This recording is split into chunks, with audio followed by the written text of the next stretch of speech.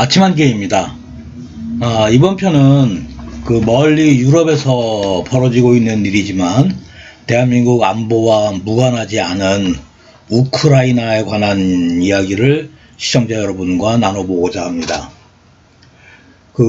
러시아가 우크라이나를 침공할 준비를 하고 있다라는 외신 보도가 주를 잇고 있고 국내 언론도 종종 이와 관련한 보도를 하고 있습니다.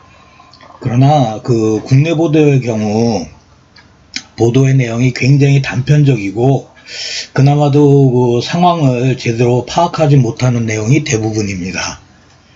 이에 우크라이나를 압박하고 있는 러시아의 군사 동향을 정리를 해서 시청자 여러분과 공유를 하고자 이 영상을 제작을 했습니다.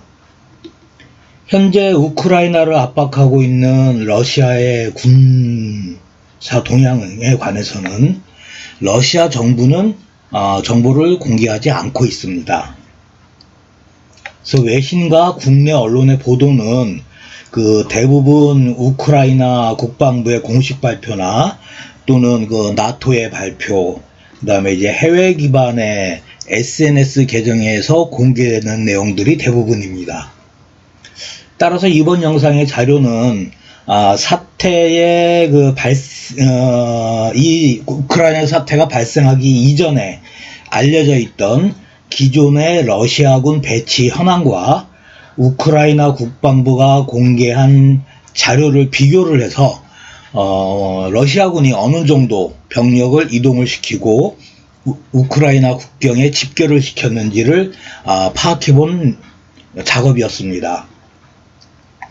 우선 우크라이나 사태의 시발점은 나토가 우크라이나에게 나토의 가입을 권유하면서 이제 촉발이 되었습니다. 근데 이제 현재 유럽의 상황을 보면 과거 공산권이었던 동유럽의 국가들 대부분이 나토에 가입을 해서 러시아와 이 척을 지고 있는데 유럽 전체를 봤을 때 벨라루스와 몰도바, 그다음에 세르비아만 친러시아 성향의 이제 국가이고요.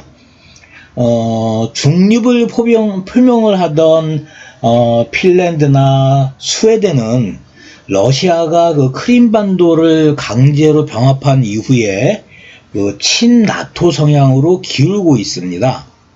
그래서 지금 지도를 보시면 러시아가 유럽에서 상당히 지금 고립이 되고 있는 상황입니다. 그래서 이제 러시아의 표면적인 입장은 우크라이나의 나토 가입은 러시아에 대한 직접적인 군사 위협이라고 규정을 하고 용인하지 않겠다라는 것이 이제 러시아의 입장입니다. 그리고 사실적으로 우크라이나가 나토에 가입을 하게 되면 나토군과 러시아군이 국경을 마주하는 상황이 이제 벌어지게 됩니다.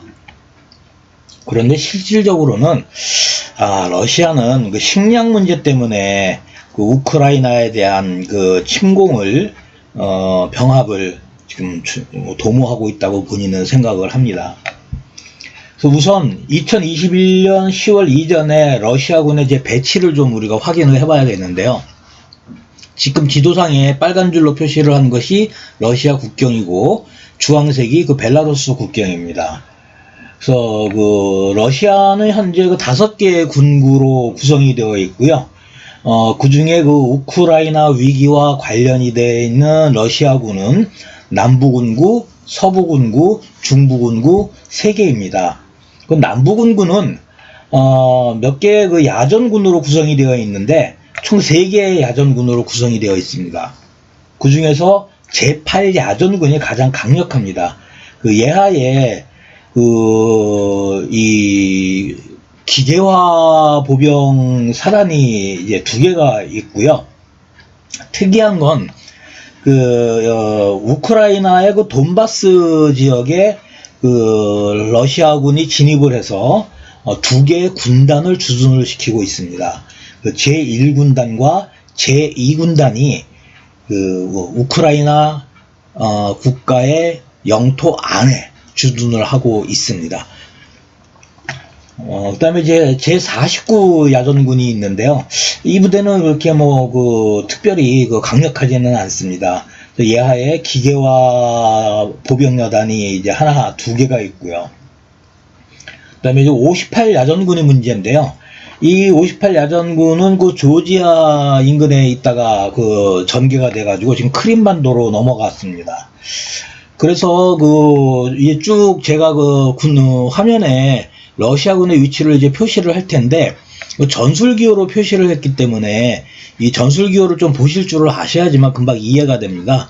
그래서 기본적인 도형과 그 도형 안에 들어가는 기호들, 그리고 그 기호들 위에 붙는 이제 첨가되는 어떤 또 다른 기호들, 그리고 숫자와 이런 것들을 이제 보실 줄 아셔야 되는데, 지금 화면에 나오는 것들을 중간중간에 이제 스탑 버튼을 눌러서 한번 읽어보시고, 뒤에 나오는 영상들을 보시면 쉽게 이해가 되실 수 있으리라고 생각을 합니다. 지금 이거 서부가 우크라이나의 이제 크림반도 쪽하고, 그 다음에 이제 동부 지역, 그 다음에 동북부 지역, 그 다음에 벨라루스 영내, 이렇게 크게 봐서는 이제 네 군데의 러시아군이 배치가 되어 있는데, 이 서쪽, 우크라이나의 서쪽을 제외하고는 삼면, 북쪽, 동쪽, 남쪽을 전부 다 지금 러시아군이 포위를 하고 있는 상황입니다. 지금 화면에 보시면 기호들이 뜨죠. 위에 X자가 표시가 되어 있는 것은 부대의 규모를 나타내는 것이고요. 그 다음에 숫자들은 부대의 고유 번호, 단대호라고 합니다. 고유 번호를 이제 표시를 한 것들입니다. 그래서 지금 이제 외신이 보도를 하는데 조금 출처마다 조금 숫자가 다르기는 한데요. 최소 9만 명에서 최대 지금 12만 명 정도를 우크라이나 국경에 지금 집결을 시키고 있는 것으로 확인이 되고 있고, 우크라이나 국방부가 지금 발표한 요 현황판인데요. 지금 화면에 나오는 거는요. 이 현황판에 보면 러시아군이 어느 정도의 병력을 증가를 시켰는지를 알 수가 있습니다. 근데 이 단대호를 볼 줄 모르고 전술기호를 볼 줄 모르면 이 현황판을 이해할 수가 없습니다. 그래서 이제 남부지방을 보면 기존의 크림반도 쪽에 제22 군단이 있었는데, 이 22군단은 흑해함대 소속입니다. 러시아 해군은 해군 안에 육상부대가 존재를 합니다. 그 다음에 이제 도표를 보시면 X자가 4개가 붙어 있고, 오른쪽에 남부군구, 왼쪽에 58이라고 적혀져 있는 곳이 58 야전군이라는 뜻입니다. 야전군은 보통 군단이 한 3개 정도, 사단으로 치면은 사단이 한 10개에서 12개 정도 있는 대규모의 부대인데, 원래 이 부대가 조지아 인근에 있다가 크림반도 쪽으로 지금 이동을 한 겁니다. 그래서 58 야전군의 병력만 해도 한 8만에서 한 12만 정도 될 것 같습니다. 지금 58 야전군이 움직인 거는 상당한 지금 의미가 있는 거고요. 동부지방은 러시아 남부군구 제8 야전군이 이제 주둔을 하던 곳인데, 특별하게 병력이나 전력이 증가된 거는 우크라이나 국방부가 발표한 자료에서 확인되지는 않습니다.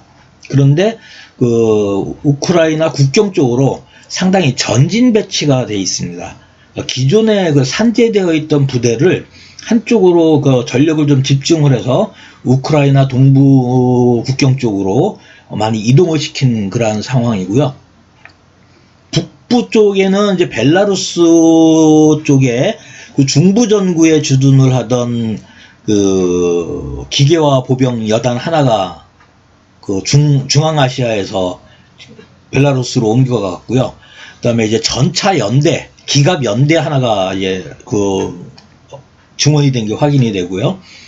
그다음에 모스크바 인근에 1개 기계화 보병 여단 하나가 또 이동 배치된 게 확인이 됩니다. 그래서 총 1개 야전군과 2개의 기계화 보병 여단이 이동이 된 게 확인이 됩니다. 그래서 외신 보도가 얘기한 9만 명이 이 우크라이나 국방부가 발표를 한 현황표 속에 있는 숫자가 아닌가 이제 본인은 그 생각을 합니다. 지금 그래서 이제 러시아가 우크라이나로 공격을 한다면 크게 그 세 방향에서 이제 그 진입을 들어갈 것 같습니다.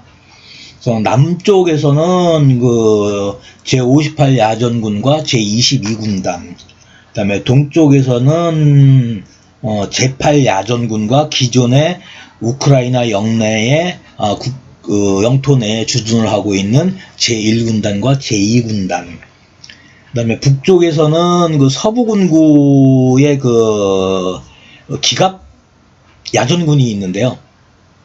야전군 전체가 완전히 기갑부대입니다. 그 일개 기갑부대인데 그 중에서 전 기갑 여단 하나가 좀 내려올 것 같고요. 그 다음에 이제 중부군구에서 증원이 들어간 두 개의 기계화 보병 여단이 북쪽을 담당을 할 것 같습니다. 그래서 세 방향에서 동시에 그 우크라이나에 진입을 하면서 수도 키예프를 함락을 시키고 이 우크라이나군 전체를 서쪽으로 밀어낼 것 같습니다. 그래서 만약에 러시아가 이제 우크라이나를 강제 병합을 하게 되면 지금 보시는 것과 같이 그 폴란드와 루마니아, 그 다음에 그 슬로바키아 쪽하고 국경이 마주칠 것 같습니다. 이럴 경우에 나토는 그 러시아군은 아니지만 러시아의 영향력 하에 있는 국가들과 이제 국경을 접하게 되면서 과거 냉전 시절에 구소련과의 어떤 이 국경선이 어느 정도 회복이 될 것 같습니다. 그래서 나토 입장에서 상당히 어려운 국면을 맞이를 할 것 같고요. 우크라이나는 만약에 저런 상황이 된다면 국토의 한 3분의 2 정도를 러시아한테 뺏기고 그쪽 점령당한 지역에는 아마 꼭두각시 정권이 수립이 되어서 과거 1950년대, 60년대, 70년대 냉전 시절의 구도가 유럽에서 다시 형성이 되지 않을까 싶습니다. 이제 그럴 경우에 이제 폴란드, 슬로바키아, 헝가리, 루마니아가 군사적으로 상당한 위협을 받게 될 것 같고요. 지금까지 러시아군이 동원한 무력의 대부분은 남부 전구 내에서 전구 내에서 이동을 한 것이고, 외부에서 추가로 전력이 증원된 것은 2개 기계화 여단밖에는 없습니다. 그럼에도 불구하고 우크라이나 전력이 워낙 약하기 때문에 나토가 개입을 해야 될지 말아야 될지 상당히 고민을 해야 될 것 같습니다. 그래서 만약에 침공을 한다면 침공 시기는 2022년 한 3월 정도 되지 않을까 본인은 예상을 하고요. 우크라이나를 침공하는 그 순간 러시아는 미국의 전력과 미국이 이제 개입을 하지 못하도록 미국의 전력을 양분하기 위해서 중국이 대만에 대해서 또는 북한이 대한민국에 대해서 저강도의 도발을 할 가능성이 상당히 높아질 것으로 보입니다. 이래저래 2022년 전반기가 희망보다는 어려움이 많을 것 같습니다. 감사합니다. 다음 편에 뵙겠습니다.